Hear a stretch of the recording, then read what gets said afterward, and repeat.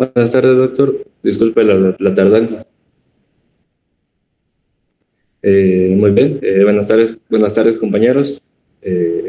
Nosotros con mi compañero Daniel Montejo les vamos a, a explicar tratar de exponer un poco brevemente y lo que a nosotros nos pareció más importante sobre la enfermedad renal crónica. ¿Sí?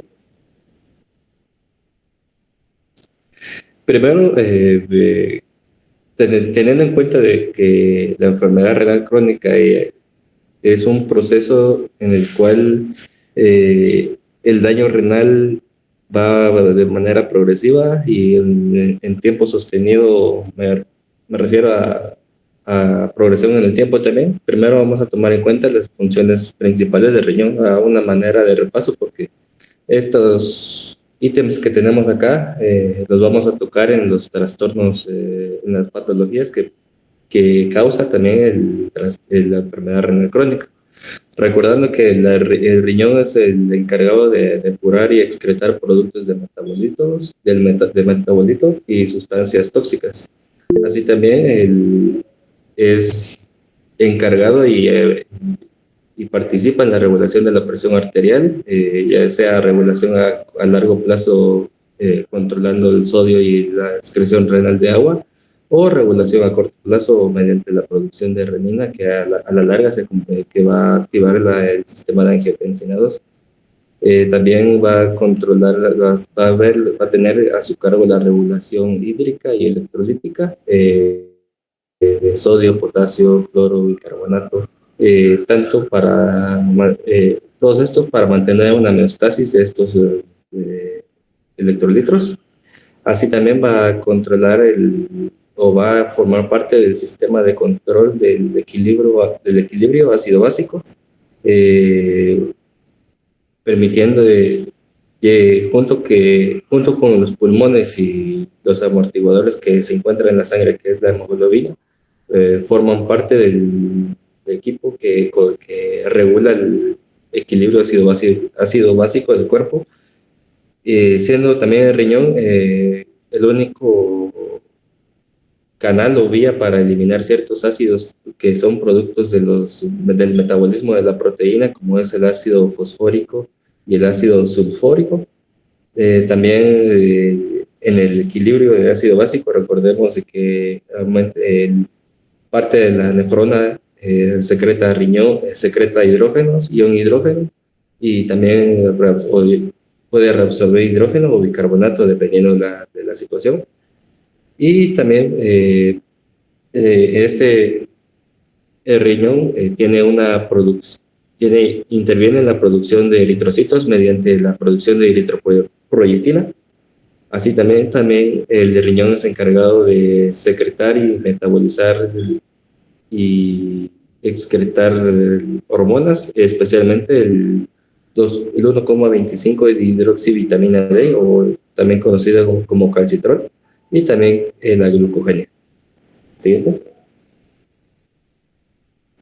Teniendo en cuenta que también lo que mencionaban los compañeros ayer, que de manera rápida, la irrigación renal es de 22% del gasto cardíaco, y la tasa de filtración normal en el glomérulo es aproximadamente de 125 mililitros por minuto.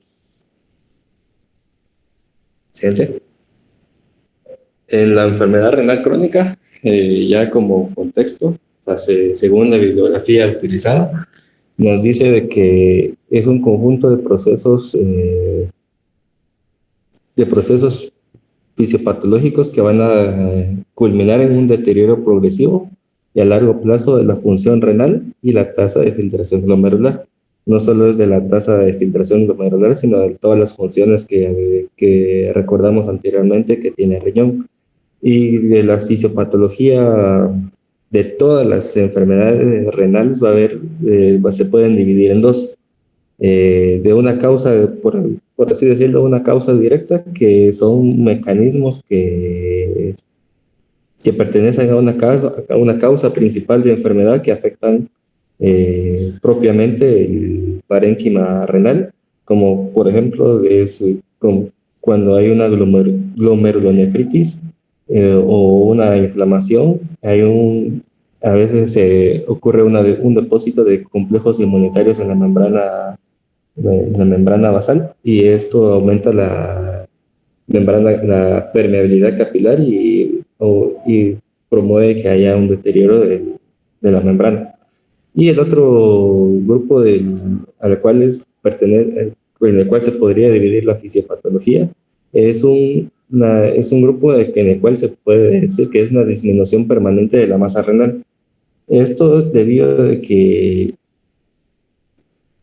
ciertas enfermedades y a veces por la edad se va perdiendo, las nefronas van muriendo poco a poco, y para compensar esta disminución de la de las nefronas, esta disminución del número de nefronas, las nefronas restantes se hipertrofian, y el glomérulo en sí aumenta la hiperfiltración, que obedeciendo tanto a factores hormonales, sustancias vasoactivas, citocinas y factores de crecimiento. Esta adaptación al principio es una adaptación para mantener la homeostasis de la filtración glomerular, tratando de mantener la tasa a 125 mililitros por minuto, pero a la larga se vuelve una adaptación anómala, ya que la presión y los flujos altos dentro de la nefrona van a provocar una distorsión de la estructura glomerular y van a provocar una disfunción de los podocitos, alterando la barra de filtración y conduciendo a un término de esclerosis y deterioro de las nefronas restantes. Siguiente. Eh, Ahí tenemos una clasificación de las enfermedades renal crónicas. En la enfermedad renal crónica, ahí podemos, este es un cuadro que lo podemos ver en las figuras 305.1 de la bibliografía, eh, en el cual se nos dice que para estadificar la enfermedad renal crónica,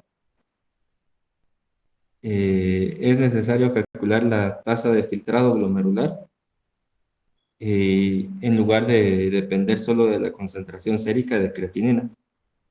En la siguiente diapositiva vamos a poder observar dos fórmulas distintas para poder calcular la tasa de filtración glomerular estimada. Eh, Solo vamos a hacer mención de que normalmente a partir de los 30 años o a partir del tercer decenio de la vida, se pierde, hay una pérdida normal de la filtración glomerular de 1 ml por minuto por año. Más o menos cuando una persona llega a tener unos 70 años, su tasa de filtración glomerular normal más o menos sería de 70 ml por minuto. Eh, esta filtración va a ser menor en mujeres que en varones. Eh, Siguiente. A eso, permiso. Sí. Aquí podemos, aquí están las fórmulas para calcular la tasa de filtración glomerular estimada, en el cual se utiliza la creatinina sérica en miligramos por decilitro, un coeficiente tanto para mujeres y como para hombres. Y dependiendo de si el paciente puede tener o no ascendencia afroamericana. Regresar al cuadro anterior, por favor. El anterior. Ese. En el, en el primer, en el primer punto, como primer punto tenemos la filtración glomerular eh, como la escala primordial para clasificar, teniendo grado 1, grado 2, grado 3, grado 4 y grado 5. El grado 1 es una disminución en la filtración glomerular de menor a 90 mililitros por minuto, y va avanzando hasta el grado 5, en el cual se dice de que es un estado es un estado en el cual todas las funciones renales, tanto excretorias como para mantener la hemostasis de todos los nutrientes, se pierden, y a la larga, en el estadio 5, se acumulan toxinas y es un diverso conjunto de toxinas que van a formar el síndrome urémico. Y o sea, también para estadificar una enfermedad renal crónica es necesario a veces calcular eh, también la albuminuria presente que tenga el paciente, de manera de que se pueda vigilar la lesión de las nefronas que todavía están y evaluar la evolución del tratamiento que tengan en cada uno de los casos de nefropatía. Siguiente, siguiente. En la etiología, principalmente, vamos a tener una nefropatía diabética, glomerulonefritis, nefropatías relacionadas con hipertensión, eh, enfermedades del riñón poliquístico autosómico dominante y otras nefropatías quísticas y tubulointersticiales. Acá en nuestro medio de Guatemala es muy común que haya un tipo de nefropatía crónica llamada nefropatía mesoamericana, que es un conjunto de diversas etiologías que afectan en conjunto la función renal. Siguiente.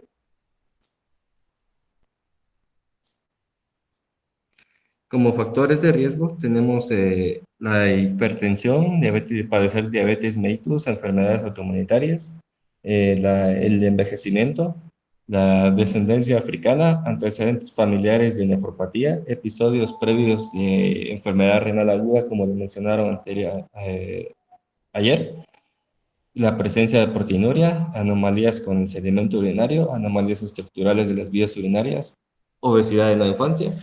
Y también eh, hay un, hay un, posi- hay una relación entre que, en cuanto a realizar la anamnesis, detectar anomalías en cuanto a la audición, porque generalmente tanto el sistema auditivo como el sistema renal se desarrollan casi simultáneamente en la misma semana de gestación. Y cuando hay una alteración en uno de ambos, es importante investigar en el otro.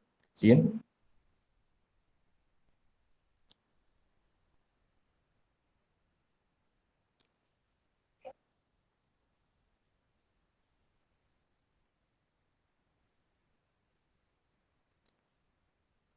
Pero, perdón, ahí está. ¿El otro? Ahí está. Entre los trastornos que podemos encontrar de los líquidos de los líquidos que lo van a conformar, tenemos, recordemos que, como dijimos anteriormente, el riñón es fundamental para mantener la homeostasis de sodio y agua. Muchas de las formas de nefropatía, como alteran el equilibrio del glomerulotubular, el grado de que el sodio ingerido de los alimentos rebasa la capacidad del riñón de excretarlo en la orina. Esto va a generar una retención de sodio y va a provocar un aumento en el volumen del líquido extracelular, que esto también a propiciar un aumento de la hipertensión arterial, que también a la larga va a aumentar la producción de, perdón, va a aumentar la lesión renal. Eh, Generalmente en las personas con enfermedad renal crónica no se observa mucho una hiponatremia, pero cuando usualmente se detecta una hiponatremia, generalmente mejora con la restricción de agua.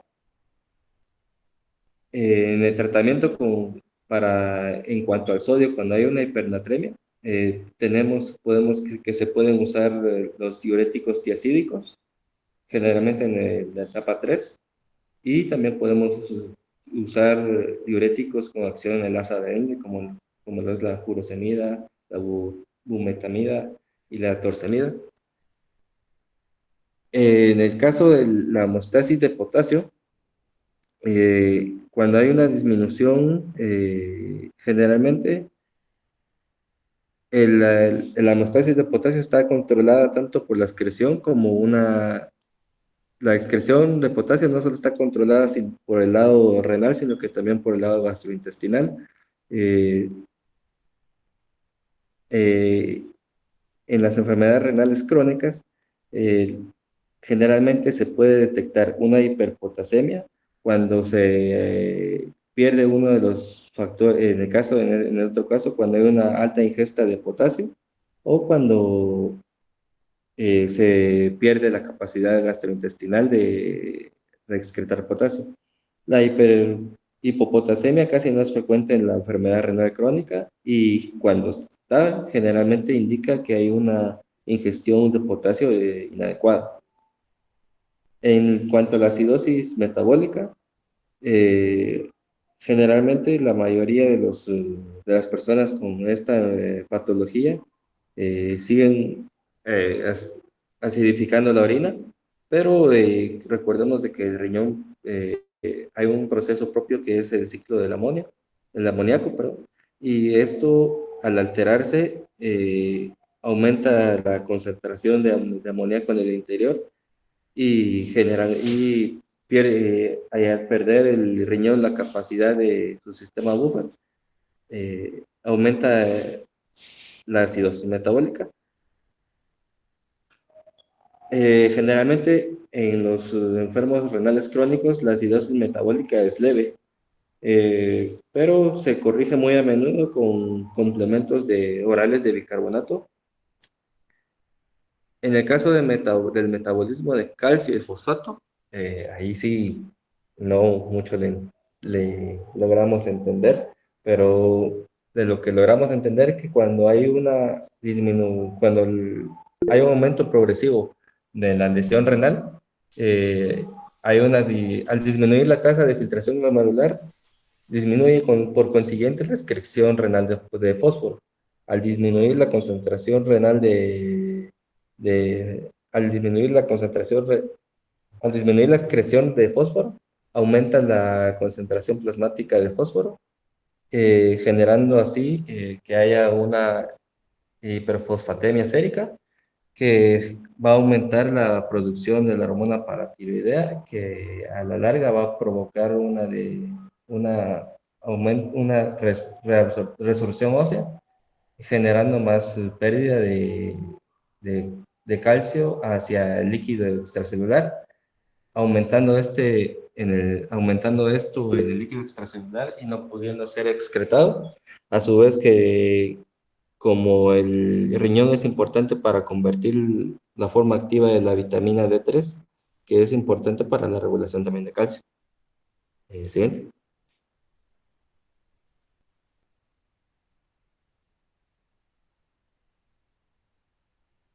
Normalmente pues no me gusta mucho interrumpirlos cuando ustedes están platicando, pero con respecto al comentario que usted hace del metabolismo de calcio y fósforo, que decía que no lo había entendido muy bien, pero la verdad es que lo explicó bastante bien y de forma muy concisa y concreta. Creo que entendió los elementos básicos de las alteraciones que se van dando en este punto. Y pues solo era para reforzar lo que usted ya explicó bastante bien. Recuerden que el riñón, o los riñones mejor dicho, tienen una relación directa en cuanto a la regulación del metabolismo y la distribución del calcio y el fósforo. Y uno pensaría normalmente que el principal estímulo para estimular la resorción de calcio a partir del hueso es justamente la hipocalcemia, pero realmente es la hiperfosfatemia el estímulo más importante para aumentar esa resorción.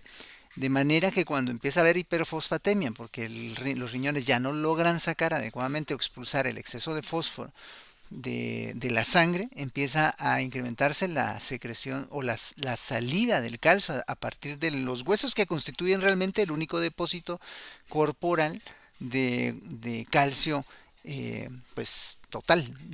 Yo creo que lo explicó bastante bien, doctor. Solo quería pues felicitarlo porque lo explicó bastante bien a pesar que usted dijo que no lo había entendido. Sigamos adelante, doctor. Sigamos.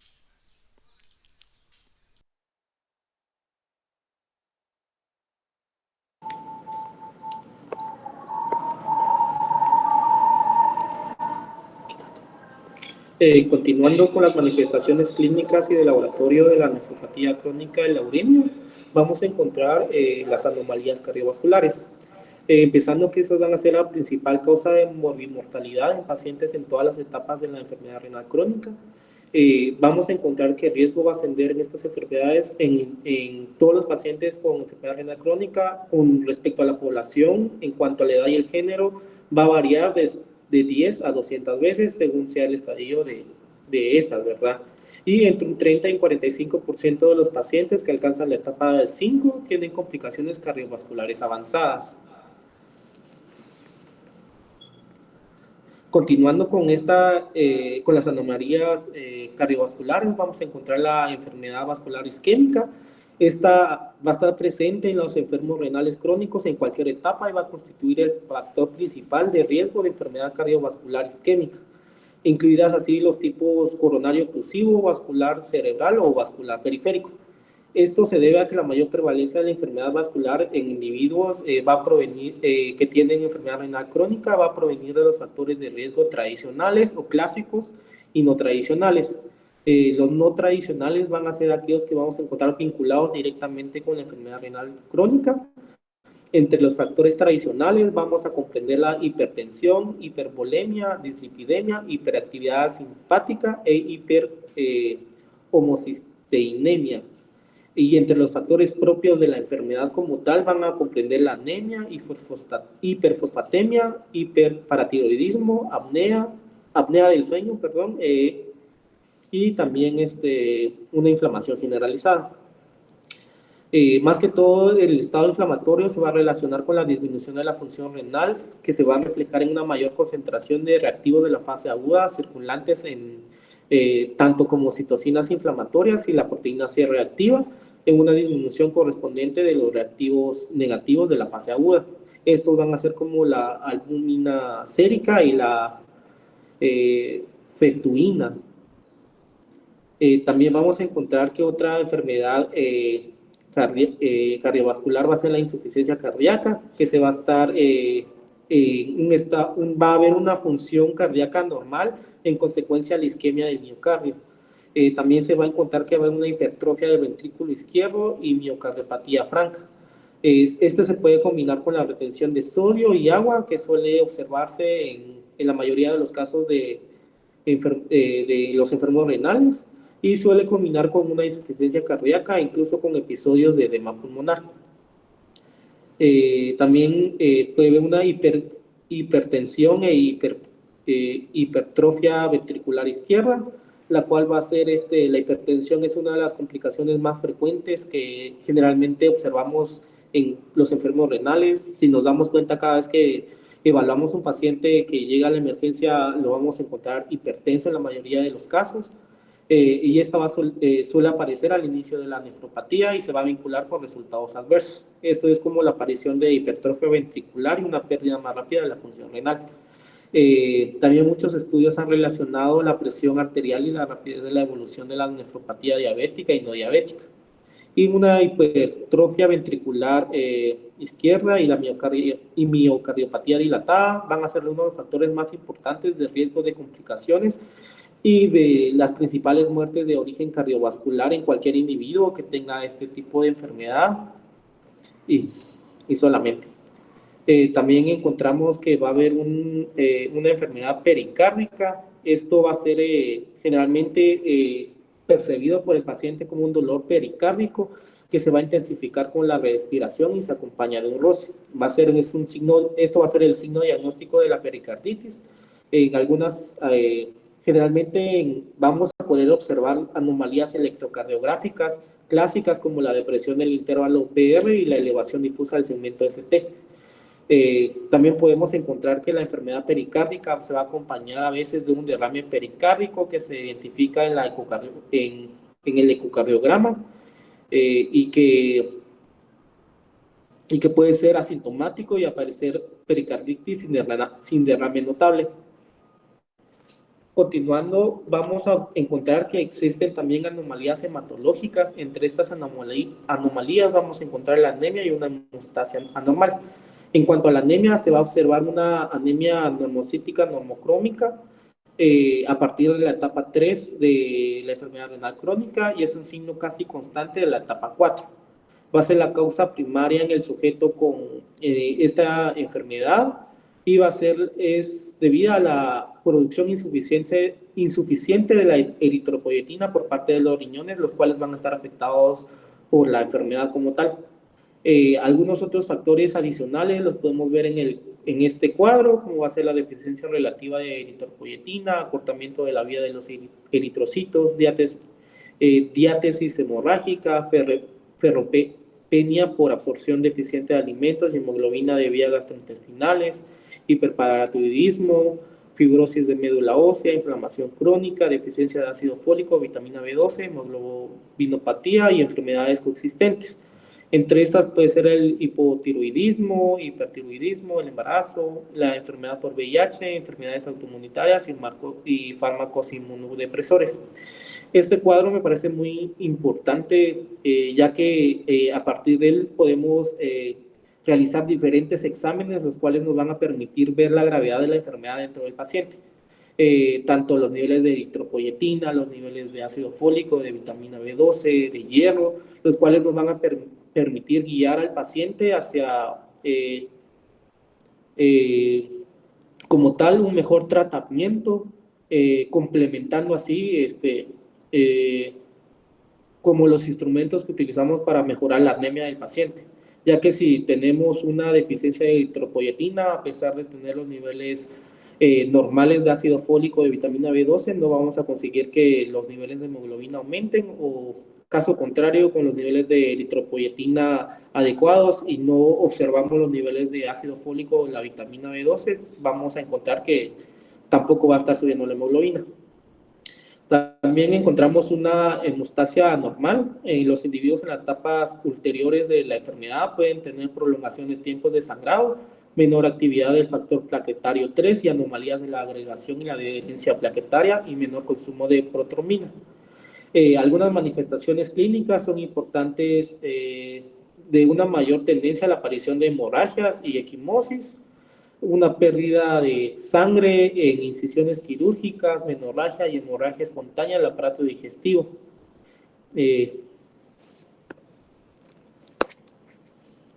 También vamos a encontrar que la enfermedad renal no solo va a presentar anomalías tanto cardíacas en la sangre, sino también anomalías neuromusculares, que son anomalías que tal vez no van a afectar tanto al paciente como tal en sus etapas tempranas, pero al final en las etapas más avanzadas van a ser más evidentes en cada una de ellas. En las anomalías neuromusculares podemos encontrar que van a afectar también el sistema nervioso central, el periférico y una neuropatía autonómica, así como otras estructuras y la función de músculos. Generalmente estas van a ser unas manifestaciones sutiles de enfermedad neuromuscular de origen urémico por lo general y se van a evidenciar a partir de la etapa 3. Las manifestaciones tempranas que vamos a encontrar con las complicaciones que se encuentran en el sistema nervioso central van a incluir perturbaciones leves de la memoria y la concentración y alteración del sueño. En etapas un poquito más avanzadas vamos a observar irritabilidad neuromuscular que van a incluir la hipocalambres y fasciculaciones o contracciones musculares. Y como mencioné, en cuanto vaya evolucionando la enfermedad, vamos a encontrar sintomatología, por decirlo así, un poquito más graves, como asterixis, mioclono, convulsiones y coma. En cuanto a las afectaciones del aparato digestivo y nutricionales, podemos encontrar un hedor urémico, que va a ser el olor de orina en el aliento del paciente, que va a provocar al final una disgeusia, perdón, es disgeusia, no sé bien cómo pronunciarla, pero lo que va a hacer es una sensación. Ok, gracias. Lo que va a afectar al paciente va a ser una sensación metálica desagradable en cuanto por la urea, en amoníaco en la saliva. Generalmente en individuos urémicos pueden surgir complicaciones en cualquier parte del aparato digestivo, como gastritis, enfermedad péptica y úlceras en la mucosa, y a veces va a culminar en un dolor abdominal, náuseas, vómitos y hemorragia del tubo digestivo, que va a traer al paciente a la emergencia como tal, y generalmente es donde se aprovecha en diagnosticar la enfermedad en ciertos casos. También vamos a observar un trastorno endocrino metabólico. Generalmente en la enfermedad crónica se va a alterar el metabolismo de la glucosa y se va a manifestar por ser más lenta la disminución de la glucemia después del que el paciente coma.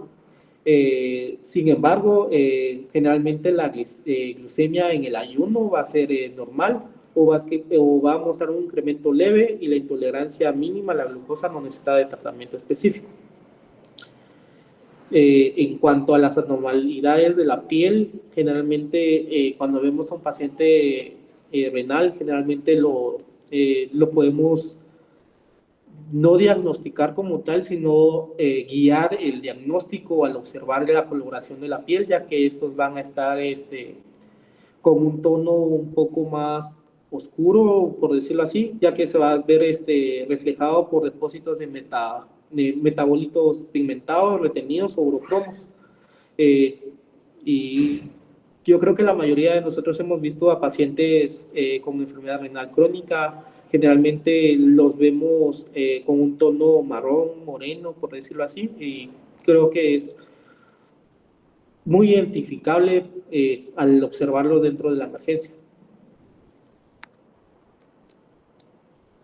En cuanto a la valoración y el tratamiento de pacientes con enfermedad renal crónica, vamos a encontrar que el paciente no va a mostrar casi nunca ningún síntoma ni signo manifiesto de nefropatía hasta que aparece la insuficiencia renal.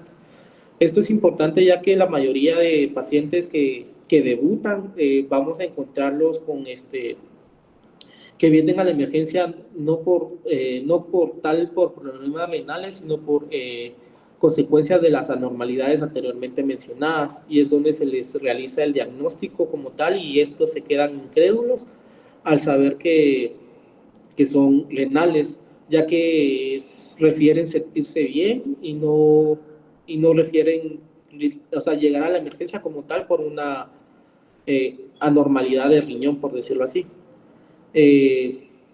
También es importante observar y descartar antecedentes de hipertensión, diabetes mellitus, anormalidades en la orina, y realizar el análisis correspondiente, y también problemas con embarazos, ya que esto nos pueden guiar también al diagnóstico.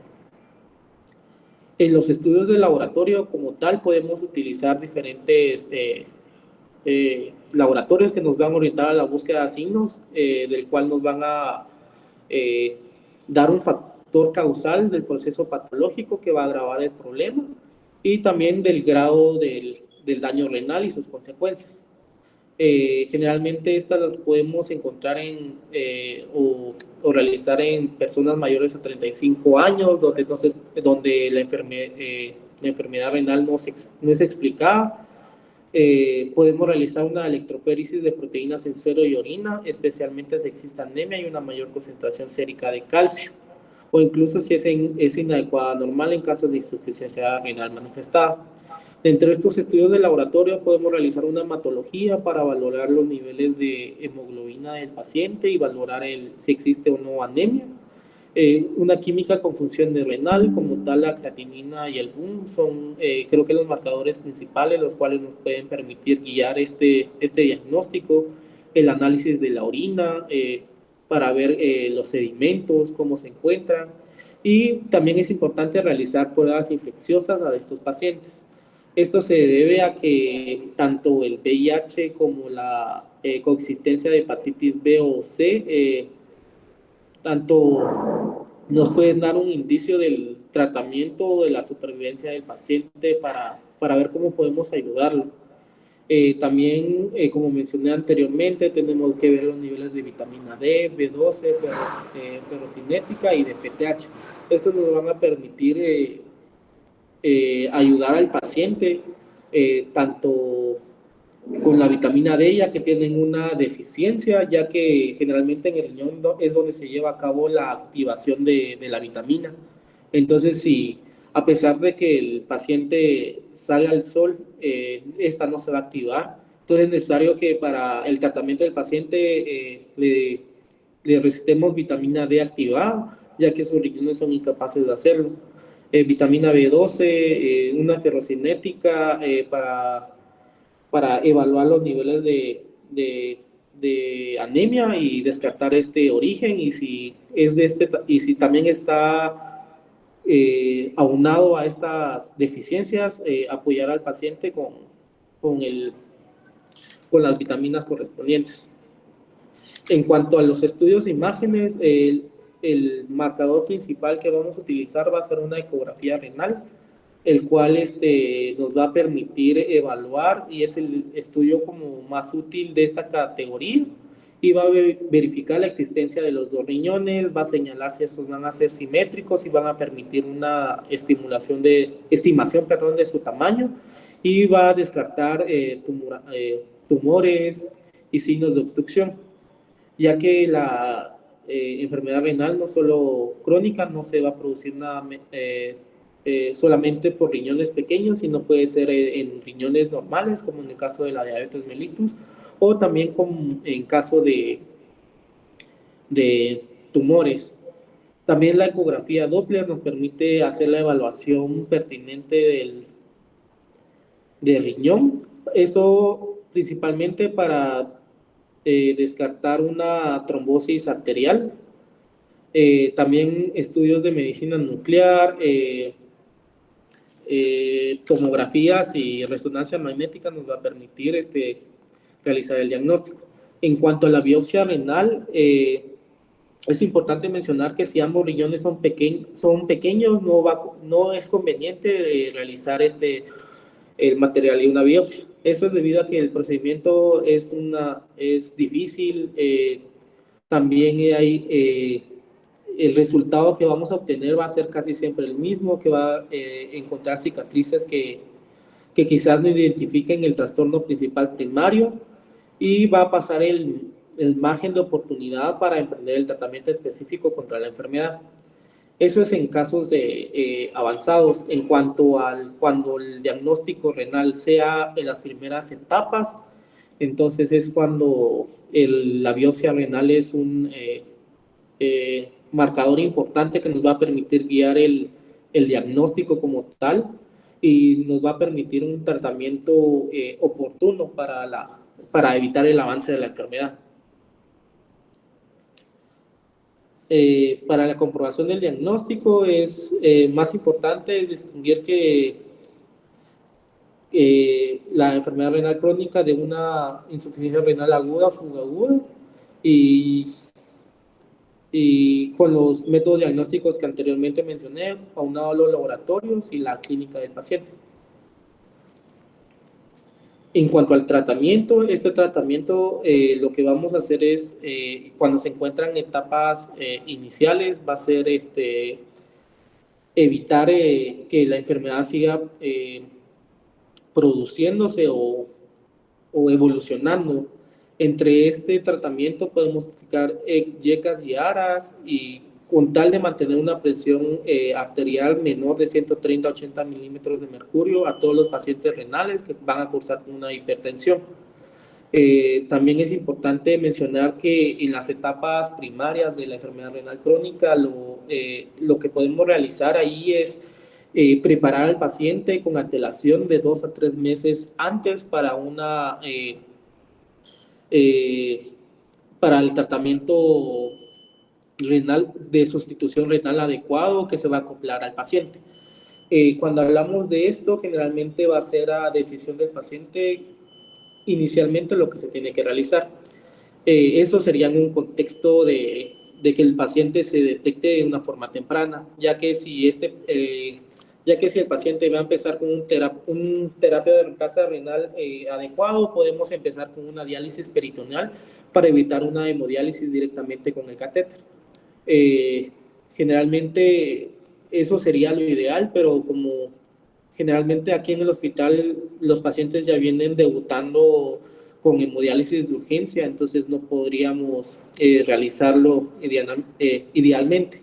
También podríamos preparar a los pacientes que cumplen con los requisitos para el trasplante renal, ya que aquí en Guatemala sí se realiza. Entonces, los pacientes que se detecten temprano con una edad, no recuerdo bien la edad, pero creo que son con menores de edad, principalmente los de Fundadier, que son los que realizan trasplante renal, para llevarlos al programa sin la necesidad de que pasen por una hemodiálisis anterior. Eh, y sería solamente. De acuerdo, doctor. Solo para complementar el comentario en relación a la situación de la diálisis, perdón, del trasplante renal, antes existían ciertos criterios, sobre todo aquí en Guatemala, pues por la escasez de los recursos, para definir si eran candidatos o no a hacerse trasplante. En la actualidad ya eso de la edad o tener diabetes mellitus o tener alguna situación de, como VIH, por ejemplo, que antes constituían ciertas, hasta cierto punto, contraindicaciones relativas, ya no funciona de esa forma, ya no es en sí una contraindicación absoluta para poder llevar a los pacientes a trasplante renal, se pueden hacer en estos casos. Lo que sigue habiendo en la actualidad es mucha escasez de recursos, o sea, sigue habiendo falta de oportunidades, no solo por el punto de vista económico, sino por la situación de la posibilidad que no tenga de contar con las fuentes para los trasplantes. Hay poca cultura realmente de donación, ya sea donación in vivo o post-mortem, pero bueno, existe poca cultura para hacer este tipo de situaciones. Pero hay que seguir fomentando, como nosotros, como desde el punto de vista médico, como proveedores de salud, tenemos que seguir fomentando pues la cultura de la donación. Yo solo para complementar lo que bien han explicado tanto ayer como hoy sus compañeros, pues las clases estuvieron bastante concretas, muy concisas, la información adecuada, justa en lo que tenemos que conocer como médicos sancarlistas, pero solo para recordar algunos puntos importantes. Los pacientes con falla renal crónica, por lo general están asintomáticos, hasta el estadio 4 casi. O sea, generalmente después del estadio 3 empiezan con algunas molestias muy inespecíficas. Tienen cansancio, fatiga, se sienten mal o empiezan con anemia y no saben por qué. Entonces, pues uno tiene que estar muy atento ante estas situaciones. Algunas veces los síntomas que pues, los pacientes presentan de alguna forma pueden alertarlo a uno sobre el posible origen de la falla renal. Entonces uno tiene que estar muy atento a estas situaciones, pero cuando empiezan a aparecer síntomas, por lo general son muy inespecíficos, muy generales. Estábamos comentando lo de la fatiga, la debilidad, el doctor mencionó algo sobre la situación de la disgeusia y que tiene que ver con la alteración de la percepción de los sabores. No solo el hecho de sentir una especie de sabor metálico constante en la boca, sino se altera mucho la percepción adecuada del sabor de los alimentos y los pacientes se quejan de eso. La piel se vuelve muy frágil, fácilmente lesionable. Pueden haber problemas, sobre todo cardiovasculares. Recuerden que lo cardiovascular es la principal causa de morbimortalidad en estos pacientes. Y tiene, de hecho, mucha relación con las alteraciones que estábamos comentando del hiperparatiroidismo y de la hiperfosfatemia. Es más, la situación principal desde el punto de vista fisiopatológico para incrementar la presión arterial, para aumentar el riesgo de problemas cardiovasculares, tiene que ver con el hecho de tener una relación del producto calcio-fósforo muy elevada, arriba de 60 por lo general. Pueden aparecer otros síntomas neuromusculares, por ejemplo, síndrome de piernas inquietas, debilidad también, adormecimiento, calambres y otra serie de situaciones que van pues apareciendo de acuerdo a cómo evoluciona el cuadro clínico en paciente con falla renal. El doctor mencionaba casi al final de su intervención en relación a a lo ideal. Lo ideal en cuanto a recibir a los pacientes en el hospital. Él decía que lo ideal es que los pacientes no lleguen complicados con una urgencia que amerite que les coloquen un catéter de hemodiálisis y llevarlos a hemodiálisis de urgencia. Lo ideal en estos casos sería que los pacientes llegaran pues, relativamente estables, ya en estadio 5, pues, que constituye la indicación para soporte dialítico, pero estables y sin complicaciones agudas, de forma que se pueda programar la colocación de un catéter de diálisis peritoneal y empezar de una vez con un plan de soporte dialítico ambulatorio. Sin embargo, lo ideal, o sea, lo que de veras uno tendría que promover es que estos pacientes se detecten en estadios mucho más tempranos, o sea, en estadios 1 o 2, o incluso sin tener ningún tipo de falla renal, o sea, solo con los factores de riesgo. Ya, por ejemplo, si alguien es diabético, hipertenso, tiene más de cierta edad, ha tenido complicaciones de alguna cirugía, o sea, esos pacientes son los que uno tiene que estarlos monitoreando cada cierto tiempo para evaluar que no desarrollen esta complicación. Además de estas situaciones, pues lo que platicábamos en relación al hiperparatiroidismo, el manejo de la anemia, también el manejo de las complicaciones agudas que requieran diálisis como acidosis metabólica, hiperpotasemia y síntomas urémicos. Asimismo, vamos a ver acá. Sí, ahí estamos.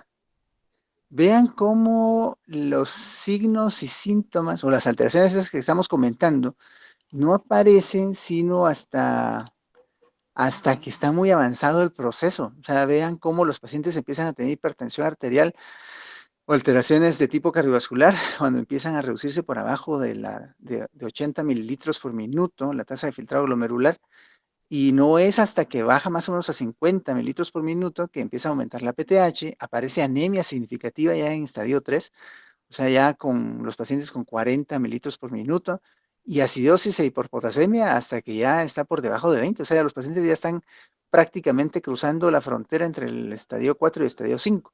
Y los síntomas o síndrome urémico tienen que ver pues ya con los pacientes que están en ese estadio 5. Entonces, lo importante sería detectar a este grupo de pacientes acá para evitar que desarrollen esto. Y hay formas de hacerlo, como los compañeros comentaron ahorita en la presentación. Situaciones nutricionales importantes a tomar en cuenta con ellos. Hay que reducir la ingesta de proteínas, sobre todo de origen animal, aunque no tienen tampoco que desnutrirse estos pacientes.